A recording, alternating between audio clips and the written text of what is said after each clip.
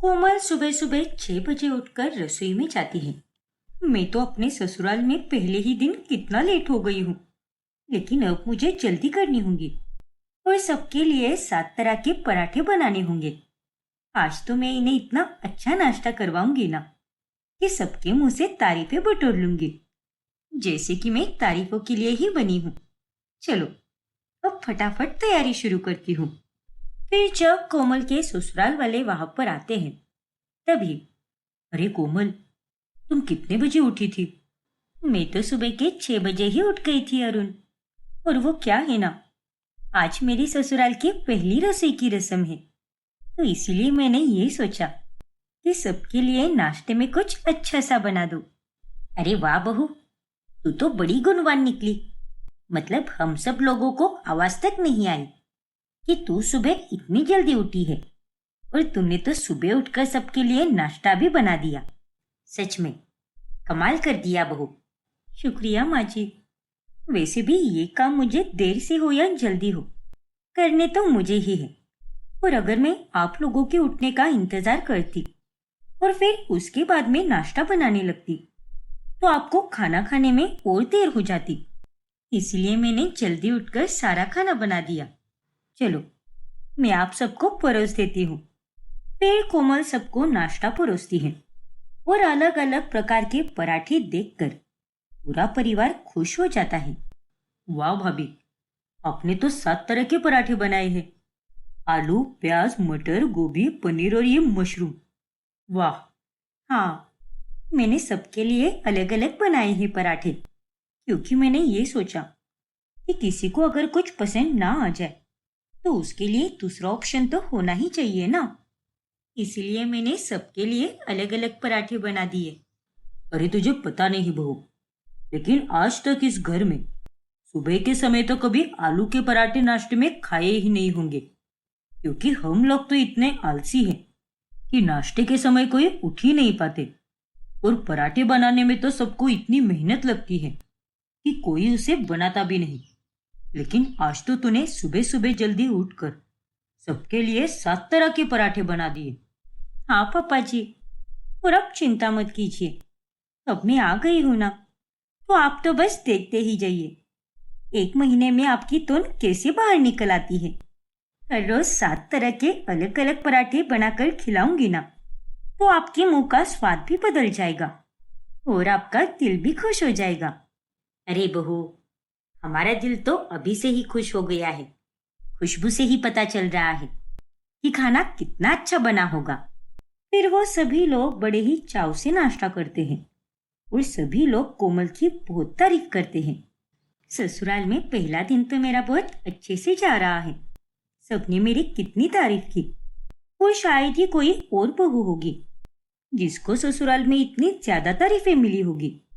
मैंने तो सबका दिल जीत लिया। फिर अगली सुबह कोमल जल्दी उठकर वापस रसोई में चली जाती है। आज तो मैं वापस 7 तरह के पराठे बनाऊंगी, लेकिन अलग अलग स्टफिंग के साथ, क्योंकि अगर मैंने कल के जैसे सेम 7 तरह के पराठे बना दिए तो वो खाकर तो सभी लोग बोर हो जाएंगे, और मैं ये बिल्कुल नहीं चाहती कि कोई मेरे हाथ का खाना खाकर बोर हो जाए। फिर कोमल वापस से अलग अलग 7 तरह के पराठे बनाती है, जिसे देखकर उसके घर वाले वापस चौंक जाते हैं। अरे वाह बहू, आज वापस तूने 7 प्रकार के अलग अलग पराठे बना दिए हैं। हाँ पापा जी, अगर कोई भी इंसान एक ही प्रकार का खाना रोज रोज खाने लगा तो वो बोर हो जाएगा ना। तो इसीलिए आज मैंने नाश्ते में गाजर के, मूली के, आलू प्याज के और भिंडी के और मसाले वाले पराठे ऐसे ही अलग अलग बनाए हैं। और बहू, तूने तो कहा था कि तेरे ससुर जी की तोन निकल जाएगी, लेकिन ये सब खाना देखकर तो मुझे ये लग रहा है कि इसे खाकर तो हम सबकी ही तोन निकल जाएगी। सच में बहू, तूने तो एकदम कमाल ही कर दिया। अब कोमल इसी तरह रोजाना 7 तरह के पराठे बनाने लगती है। फिर कुछ दिनों के बाद जब कोमल अपनी सास के साथ बाजार जाती है, तभी, देख बहू, तुझे तो रसोई का पूरा हिसाब किताब पता ही है। अगर रसोई में कोई सब्जी खत्म हो गई होगी या फिर तुझे कोई दूसरे सामान की जरूरत होगी, तो अभी बता दे, हम वो सब लेकर चलते हैं। ठीक है माँ जी। वैसे लगभग सब कुछ खत्म हो ही गया है, बस घर में आलू और प्याज है। लेकिन उसके पराठे खा खा कर तो आप लोग बोर हो गए होंगे ना। तो एक काम करते हैं, मेथी, टमाटर, कद्दू, लौकी और बाकी की सब्जियां लेते हैं। तो फिर कल मैं इनके ही पराठे बनाऊंगी। अरे ये तो क्या कर रही है बहू? मैं तो बिल्कुल सही कर रही हूँ माँ जी। मुझे हर तरह के पराठे बनाने आते हैं। इसका मतलब तू फिर से कल 7 तरह के पराठे बनाएगी?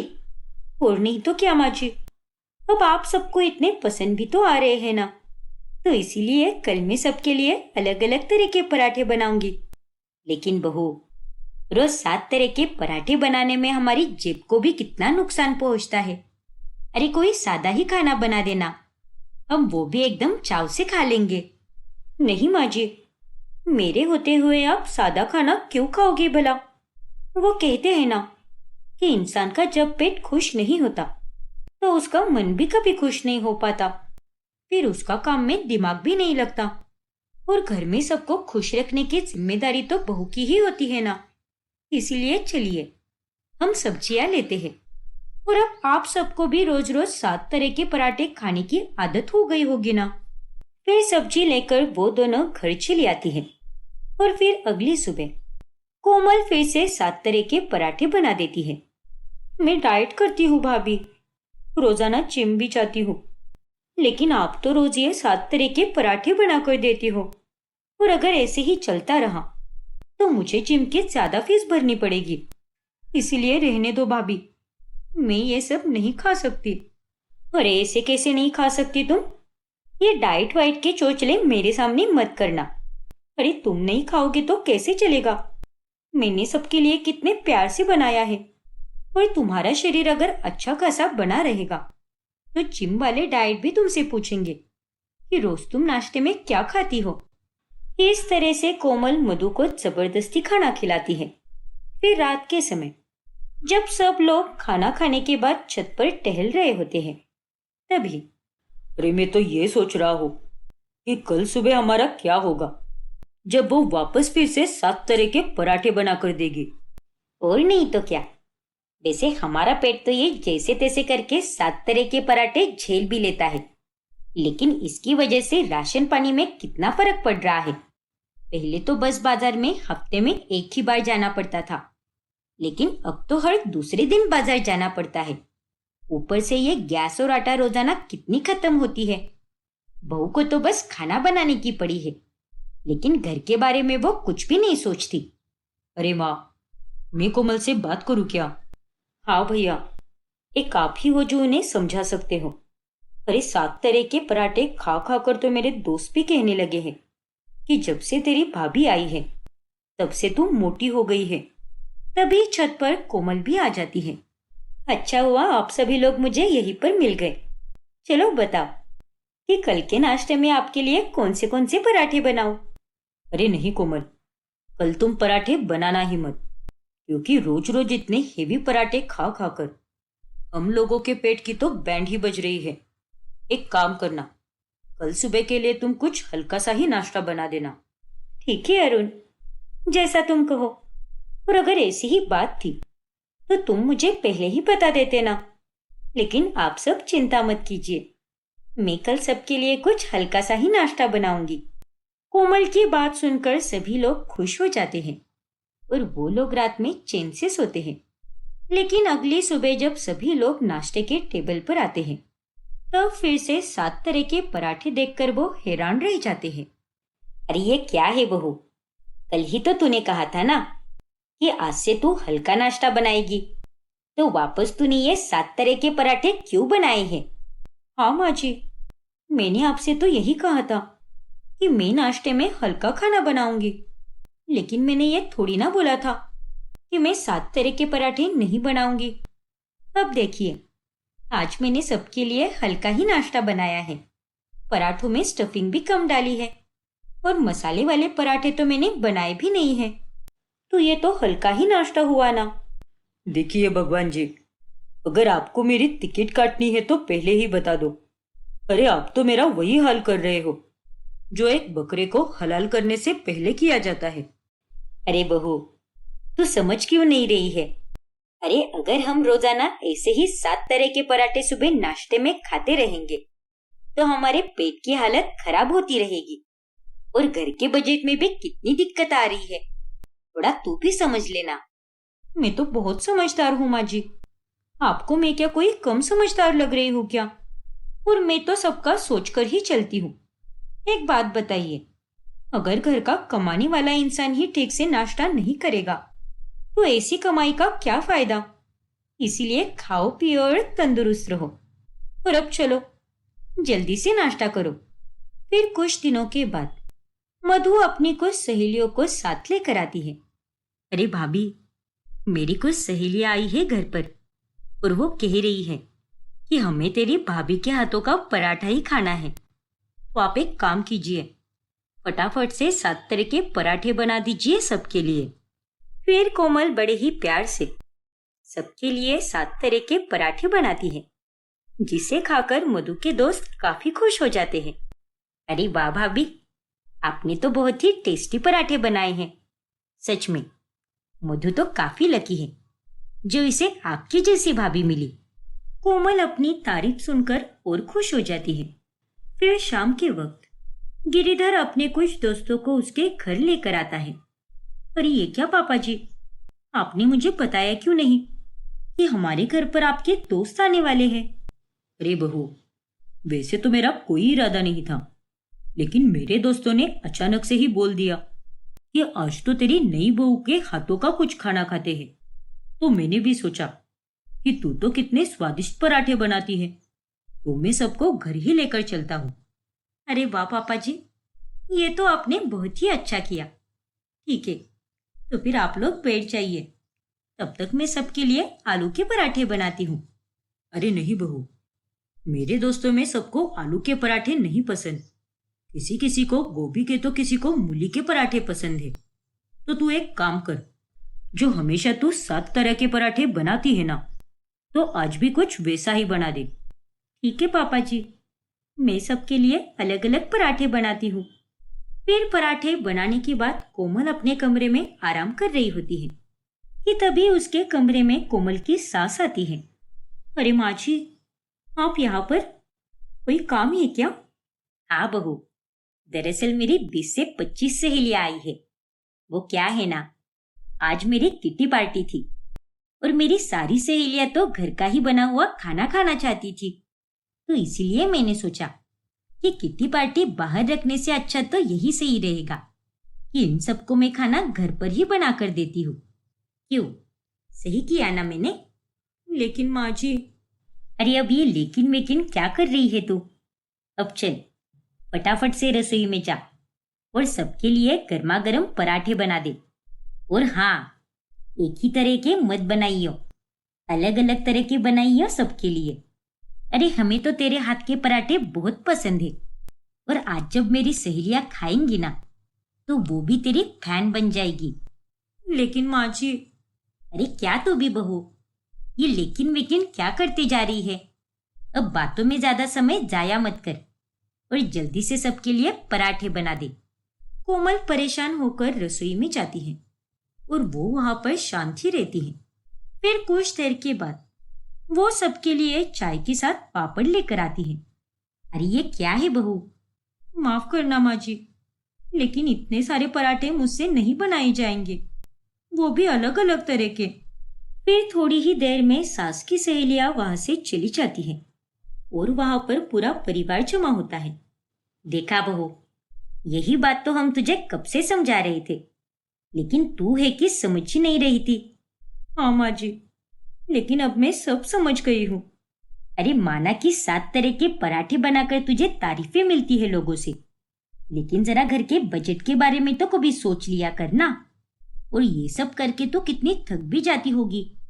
हाँ माँ जी, आप सही बोल रही हो। आप सब तो मुझे कब से समझाते आ रहे हैं, लेकिन मैंने ही अपने आगे किसी की नहीं सुनी। लेकिन माँ जी, अब मुझे माफ कर दीजिए, क्योंकि आगे से मैं ये गलती कभी नहीं करूंगी। ठीक है बहू, और अगर तुझे ये 7 तरह के पराठे बनाने ही हैं तो महीने में 1 या 2 बार बनाया करना। उसी बहाने तुझे भी खुशी मिलेगी और हम लोग भी उसका आनंद उठा पाएंगे। इस तरह से अंत में कोमल को अपनी गलती समझ आती है और उस दिन के बाद से वो 7 तरह के पराठे बनाना बंद कर देती है। सरगुन बहुत खुश होती है क्योंकि अब उसकी शादी होने वाली होती है। थैंक यू भगवान जी, मुझे तो बस इसी बात का डर था कि मेरे ससुराल वाले मुझे मेरी पढ़ाई करने से रोकेंगे तो नहीं। लेकिन मेरे ससुराल वाले तो बहुत अच्छे हैं, उन्होंने ऐसा कुछ भी नहीं किया। फिर कुछ ही दिनों में सरगुन और वरुण की शादी धूमधाम से हो जाती है। सरगुन के ससुराल में उसका पति वरुण, सास मालविका और ननद आरुषि होती है। माँ जी, मैंने सारे काम कर दिए हैं, दोपहर का खाना भी बना दिया है और आपकी दवाइयाँ आपके कमरे में रख दी है। और हाँ, आपकी नई साड़ी भी प्रेस करके रख दी है। अब मैं आऊँ कॉलेज होकर? हाँ बहू, तू जा कॉलेज। चलो माँ, मैं भी कॉलेज जा रही हूँ। बाय।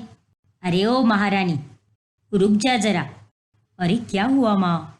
आज से तू कॉलेज अकेली नहीं जाएगी। क्या?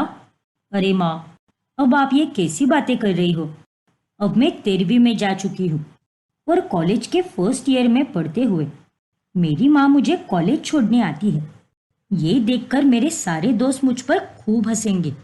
अरे गधेड़ी, मैं तुझे कॉलेज छोड़ने के लिए नहीं आ रही हूँ, बल्कि अब से तेरी भाभी आएगी तेरे साथ, क्योंकि वो भी उसी कॉलेज में पढ़ती है जिसमें तू पढ़ती है। क्या? आरुषि ये सुनकर चौंक जाती है। अरे भाभी, आप मेरी ही कॉलेज में पढ़ती हो? हाँ आरुषि, मैं मास्टर्स के फर्स्ट ईयर में हूँ। 3 साल का मास्टर्स है मेरा। ओह अच्छा, अब चलो, वरना हम दोनों लेट हो जाएंगे। ठीक है भाभी, चलिए चलते हैं। अब आरुषि के पसीने छूटने लगते हैं। ना चाहकर भी उसे अपनी भाभी के साथ कॉलेज जाना ही पड़ता है। और कॉलेज पहुंचते ही बाहर आरुषि का बॉयफ्रेंड मोंटी खड़ा होता है। लो, आ गई मेरी स्वीट हार्ट। लेकिन आरुषि उस पर ध्यान ही नहीं देती और ये देखकर मोंटी हैरान रह जाता है। अरे ये क्या, इसने मुझे ऐसे इग्नोर क्यों किया? क्या पता यार, आरुषि तो ऐसा कभी नहीं करती। फिर आरुषि और सरगुन एक साथ कॉलेज के अंदर जाते हैं और सरगुन आरुषि को उसकी क्लास तक छोड़ती है। चलो आरुषि, अब मैं अपनी क्लास में जाती हूँ, तुम अपना ख्याल रखना। हाँ भाभी, और जब ब्रेक होगा तब हम कैंटीन में मिलते हैं, साथ में ही खाना भी खाएंगे। पर भाभी। अच्छा आरुषि, अब मैं चलती हूँ, वरना मुझे लेक्चर के लिए देर हो जाएगी। अब आरुषि बुरी तरह से फंस जाती है और वो ये सारी बातें अपनी सहेली सुनैना को बताती है। क्या कह रही है तू? बाप रे, ये तो बहुत ही बड़ा लोचा हो गया यार। देखना यार, मुझे तो कुछ समझ ही नहीं आ रहा कि अब मैं क्या करूं। घर में तो खुलकर नहीं रह सकती, इसीलिए कॉलेज आने का इंतजार करती थी। लेकिन अब तो मैं कॉलेज आने के बाद भी चैन की सांस नहीं ले सकती और ना ही अपने बॉयफ्रेंड के साथ बात कर सकती हूँ। हाँ ना यार, कब किस समय तेरी भाभी तुम दोनों को देख ले, कोई बता नहीं सकता। फिर बाद में जब आरुषि मोंटी से मिलती है तभी, जाओ यहाँ से, मुझे तुमसे कोई बात नहीं करनी है, क्योंकि आज तुमने मुझे जिस तरह से इग्नोर किया है वो मुझे बहुत बुरा लगा है। अरे बाबा, इधर तो पहले ही मेरे दिमाग का दही हो चुका है और इस पर तुम और मेरा सिर मत खाओ। अच्छा, क्या हुआ है ऐसा? फिर आरुषि मोंटी को सब कुछ बता देती है। अरे यार, तुम्हें ये सारी बातें पहले पता नहीं थी क्या? नहीं ना, अगर मुझे पहले पता होती तो मैं ये शादी होने ही नहीं देती। लेकिन तुमने अपने भाभी को पहले कभी देखा नहीं क्या हमारे कॉलेज में? अरे मैंने तो मेरी क्लास के ही स्टूडेंट को ठीक से नहीं देखा है, तो मैं दूसरों को क्या ख्वाब देखूंगी? एक क्लास में 60 से 70 स्टूडेंट होते हैं और पूरी कॉलेज के तो पूछो ही मत, किस किस को देखती फिरूं मैं। क्या आरुषि तुम भी, अब हम दोनों ज्यादा मिल भी नहीं पाएंगे। अरे तुम चिंता मत करो, मैं कोई ना कोई रास्ता जरूर निकालूंगी। अब आरुषि और मोंटी को बहुत ज्यादा चिंता होने लगती है। फिर घर जाते समय, चलो आरुषि, साथ में चलते हैं। अरे नहीं भाभी, वो मेरी सहेली का जन्मदिन है ना आज, इसीलिए हम सब पास के कैफे में जाने वाले हैं और इसीलिए मैं आपके साथ नहीं आ पाऊंगी। अच्छा, ऐसी बात है क्या? ठीक है आरुषि, तुम अपनी सहेली का जन्मदिन मनाओ, लेकिन वक्त से घर भी आ जाना। हाँ भाभी, पक्का। इस तरह से सरगुन को घर भेजकर आरुषि मोंटी के साथ घूमने चली जाती है और वो अब ऐसे ही रोजाना सरगुन के साथ कॉलेज जाती है। लेकिन आते समय वो उसे दोस्तों का बहाना देकर अकेली ही घर भेज देती है और ये देखकर मालविका उससे कहती है, अरे तेरा कॉलेज छूटे हुए पूरे 3 घंटे हो चुके हैं और तू घर पे अब आ रही है।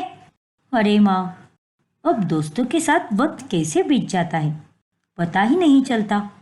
और आज हम सब सुनैना के घर गए थे, वो हमें ग्रुप प्रोजेक्ट मिला है ना, उस पर ही काम करना था।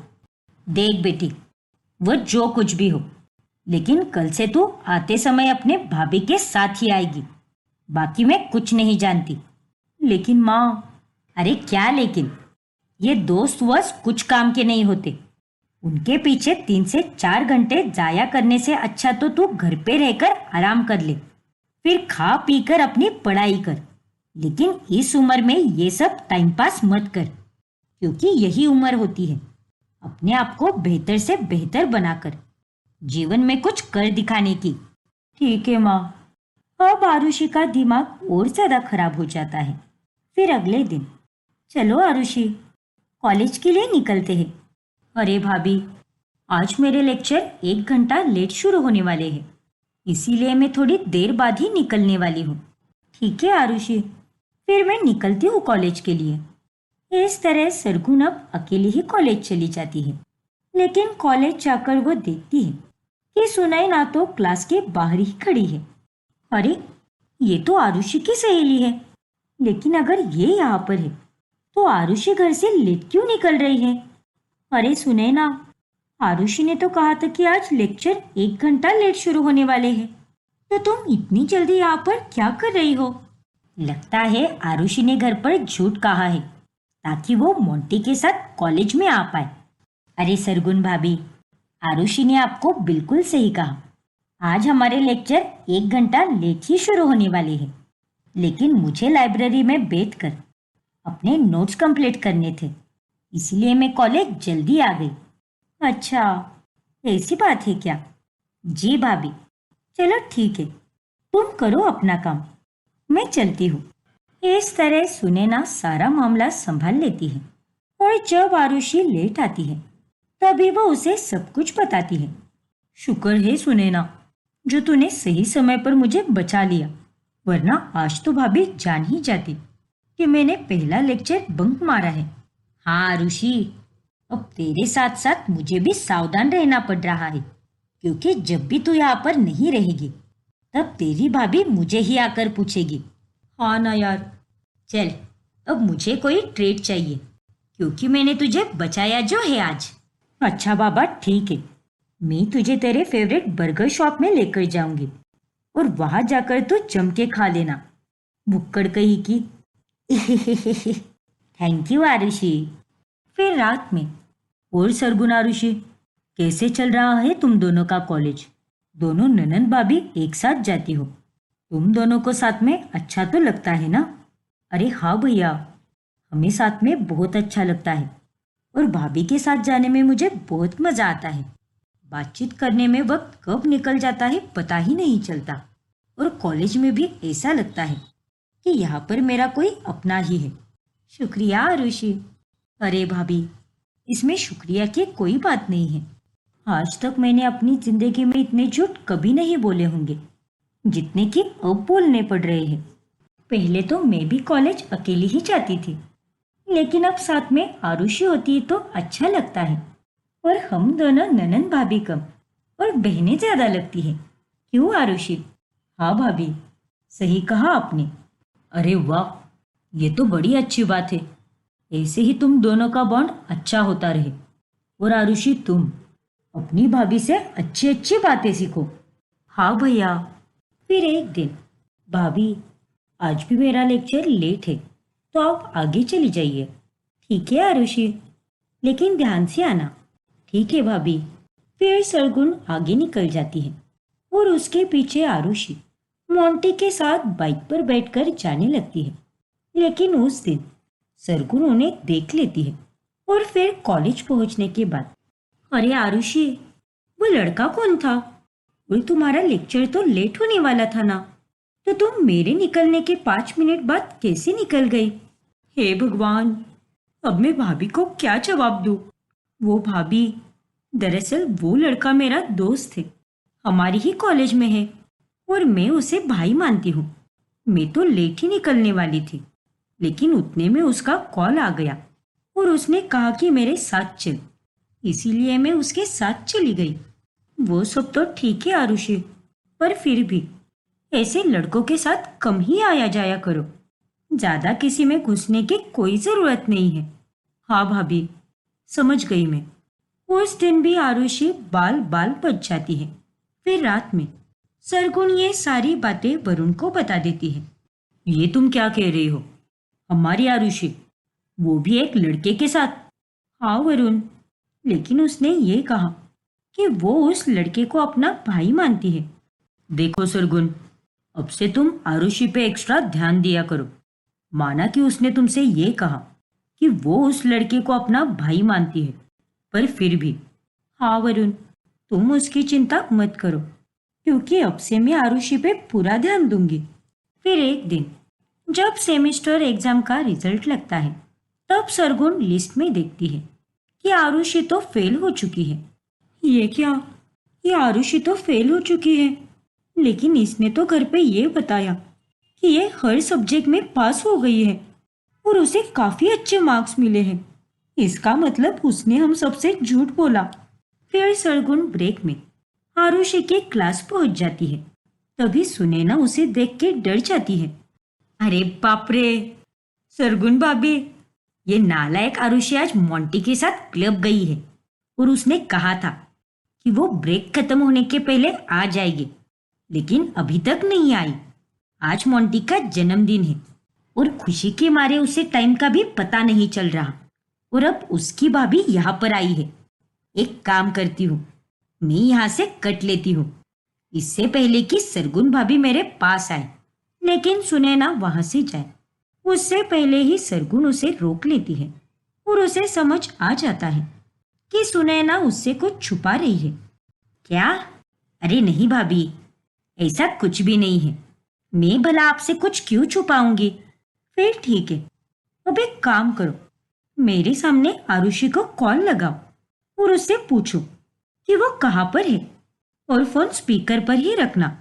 क्या? अब सुनैना को ना चाहते हुए भी आरुषि को कॉल करना ही पड़ता है और आरुषि तभी उसे बता देती है कि वो क्लब में मोंटी के साथ पार्टी कर रही है।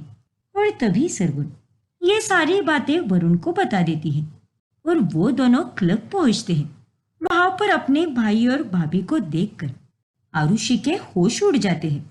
बेशरम लड़की, तू यहाँ पर इसके साथ शराब पी रही है और ये तेरा बॉयफ्रेंड है? इसकी तो। फिर वरुण मोंटी को थप्पड़ लगाता है और वो आरुषि को घर ले जाता है। वहां पर मालविका भी उसे खूब मारती है। अरे क्या कमी रखी थी मैंने? सब कुछ तो दे दिया तुझे। तेरे अच्छे भविष्य के लिए मैं रोज मंदिर में दिया जलाती हूँ, लेकिन उसके बावजूद भी तू बाहर जाकर ये गुल खिलाती है।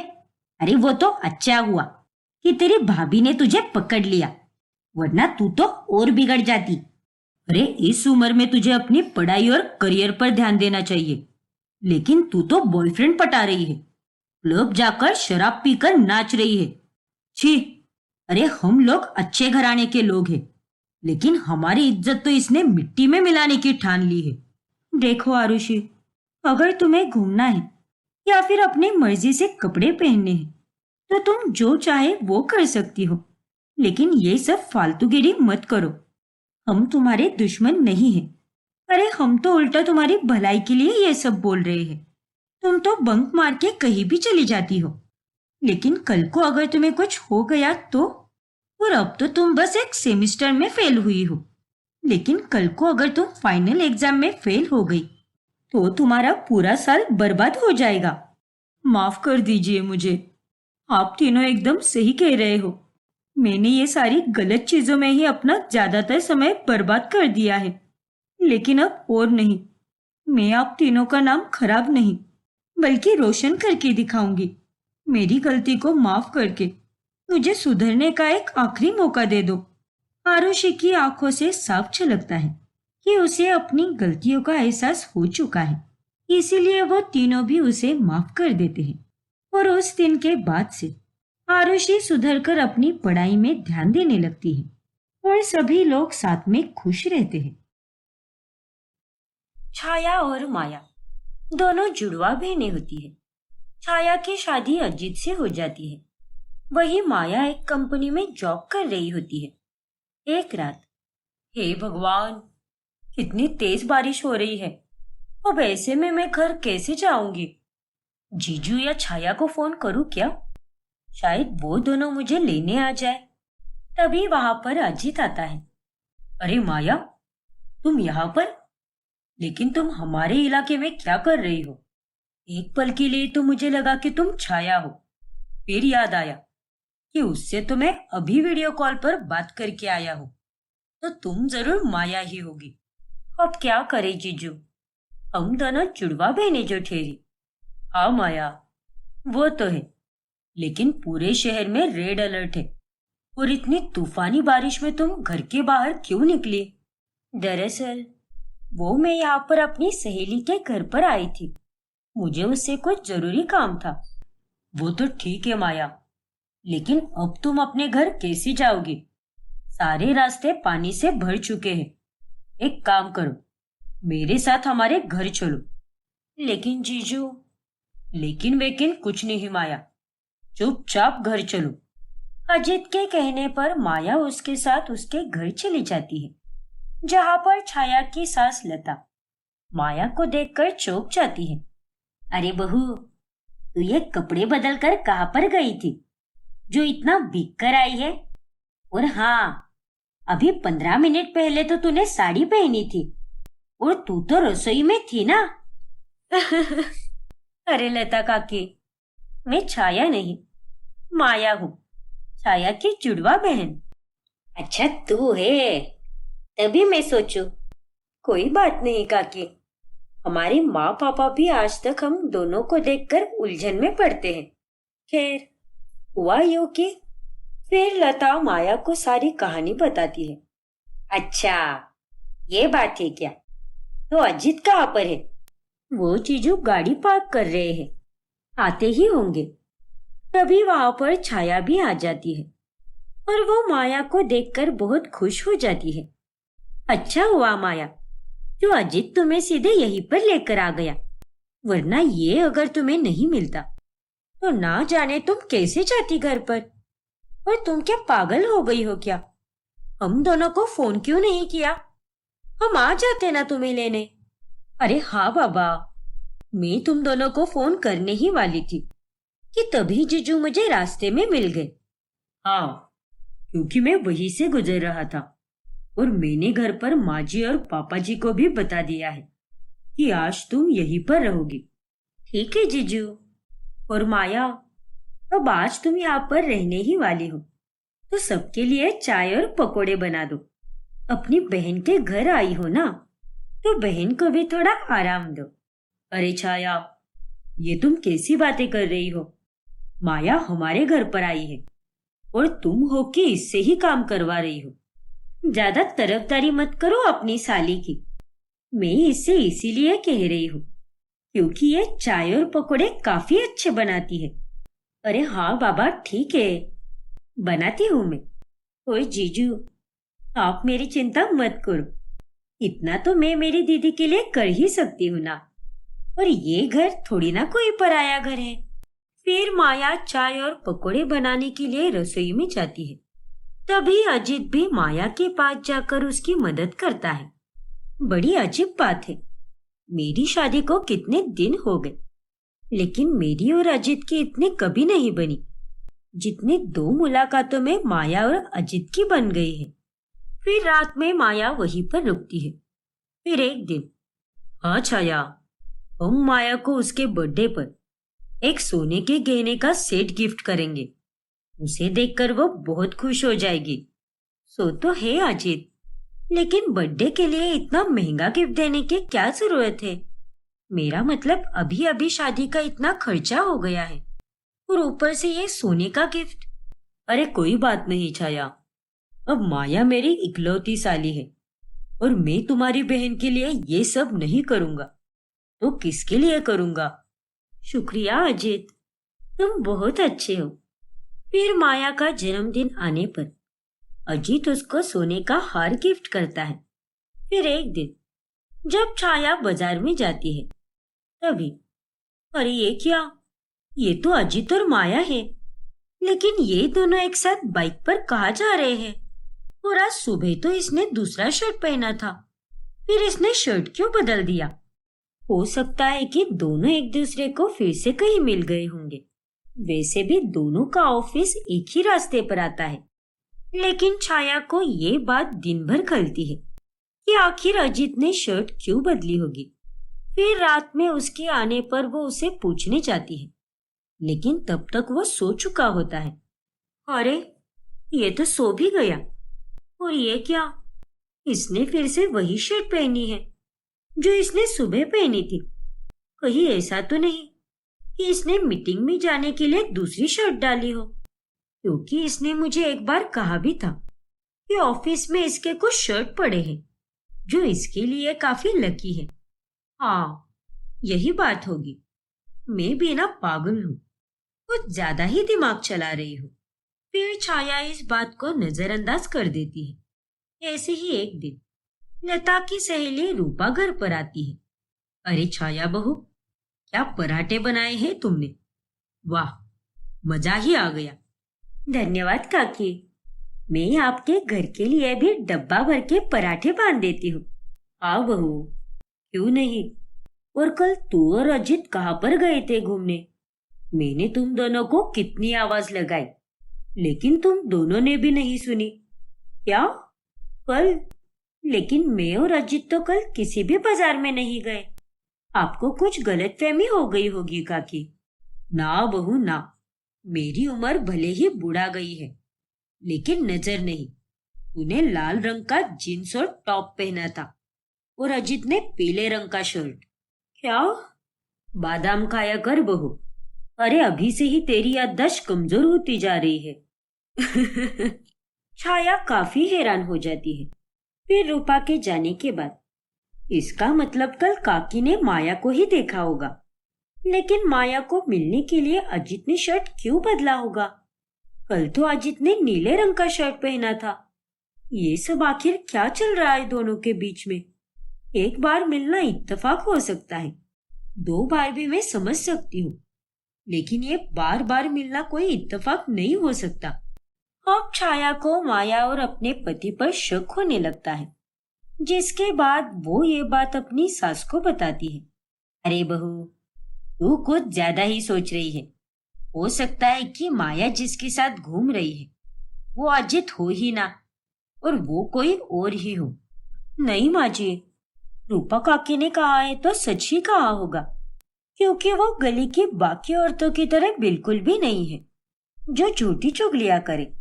लेकिन मुझे तो बस एक ही बात समझ नहीं आ रही कि ये अजित तो सुबह और शाम में एक ही शर्ट पहनता है, लेकिन जब जब ये माया से मिलता है तब ये शर्ट चेंज क्यों करता है? आखिर ये सब क्या माजरा है? फिर वो अजित को फोन लगाती है। हेलो अजित, कल तुम और माया कहीं घूमने गए थे क्या?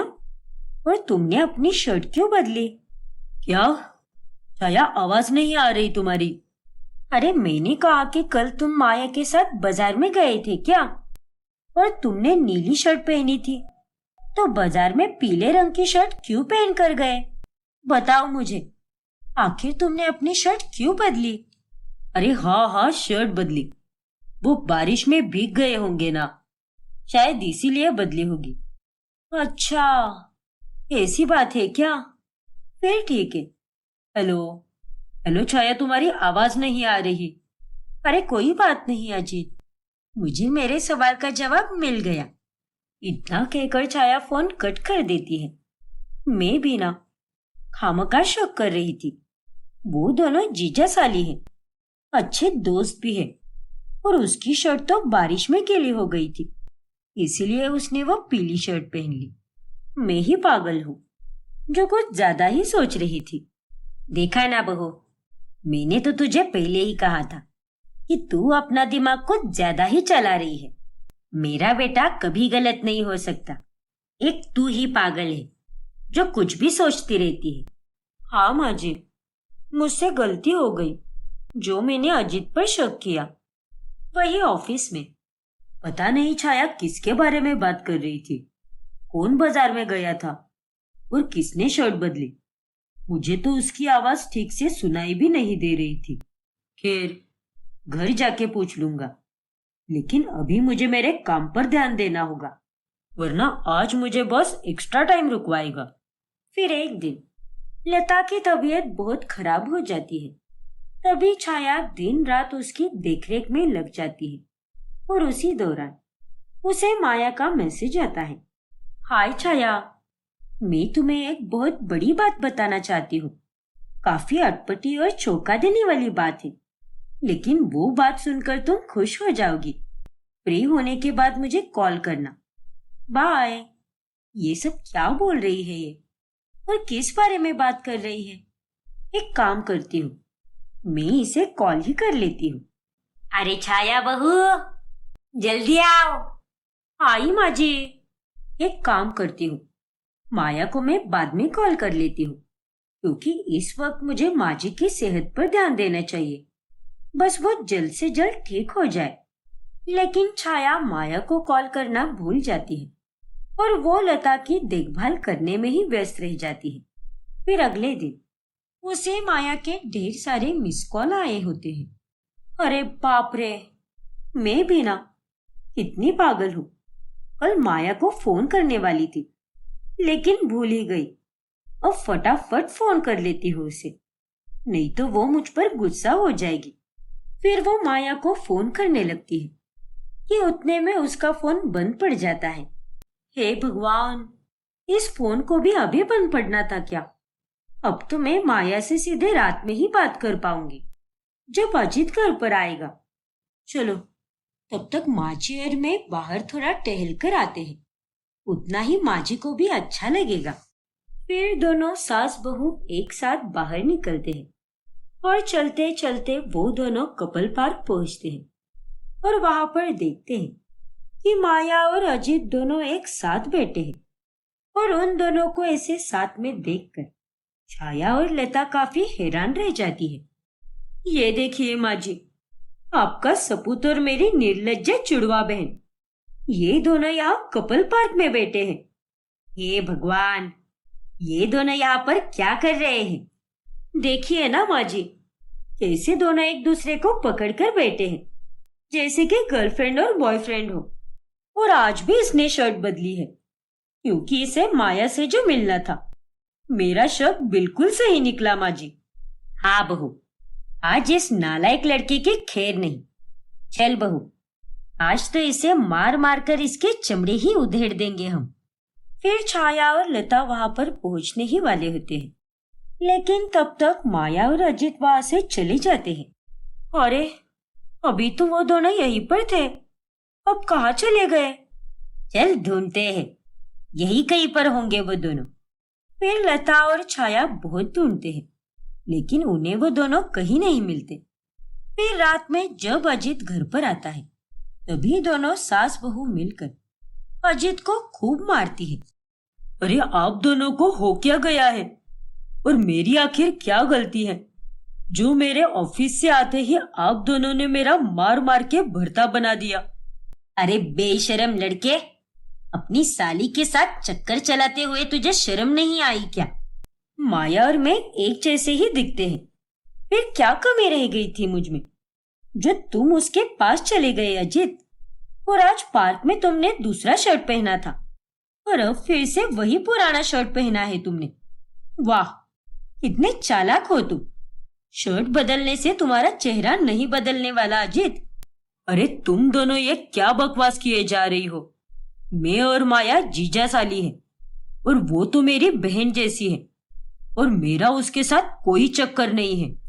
चुप रहो अजित, तुम्हारा सच सबके सामने आ चुका है। आज माजी और मैंने खुद अपनी आंखों से देखा है तुम्हें।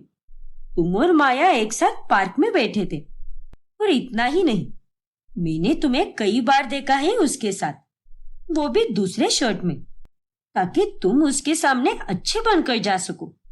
नहीं छाया, ये सब सरासर झूठ है।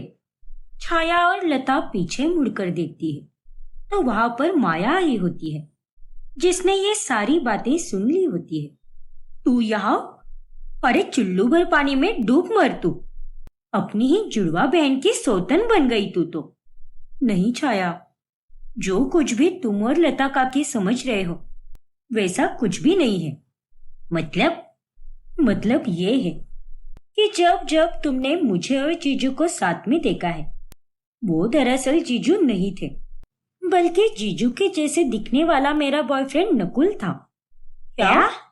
हाँ छाया, अरे यही बात तो मैं तुझे पिछले 3 से 4 दिनों से बताने की कोशिश कर रही हूँ। यही थी वो अजीब सी बात। मेरी लाइफ में एक लड़का आया है जो हूबहू जीजू की तरह दिखता है और मैंने उसे माँ और पापा से भी मिलवाया है। उन्हें भी वो लड़का बहुत अच्छा लगा। क्या? लेकिन ये कैसे मुमकिन हो सकता है? पहले तो मुझे भी यकीन नहीं हुआ। काफी बड़ा इत्तेफाक हुआ है हमारे साथ। आज तक मैंने बस सुना था कि दुनिया में एक जैसे दिखने वाले 7 लोग होते हैं और अब देख भी लिया। और सबसे बड़ा अजीब इत्तेफाक तो ये है कि हम दोनों जुड़वा बहनों के अब पति भी जुड़वा होंगे। हे भगवान!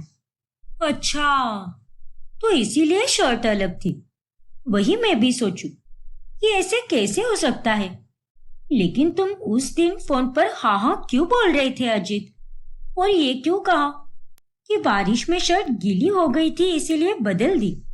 अरे मेरी माँ, मुझे उस वक्त ठीक से कुछ भी सुनाई नहीं दे रहा था, इसीलिए मैं हाँ हाँ कह रहा था और बस मुझे यही सुनाई दिया कि शर्ट बदली है। मुझे लगा कि तुम किसी और बारे में बात कर रही हो और मेरी शर्ट भी बारिश की वजह से गीली हो गई थी, इसीलिए मुझे वो बदलनी पड़ी थी। इसीलिए मैंने हाँ कहा। हे भगवान, कितनी सारी गलतफहमियां। माफ करना मुझे अजित, मुझे ये सब बिल्कुल पता नहीं था। कोई बात नहीं छाया। इस तरह अंत में सारी उलझन दूर हो जाती है और सब खुशी खुशी साथ रहने लगते हैं।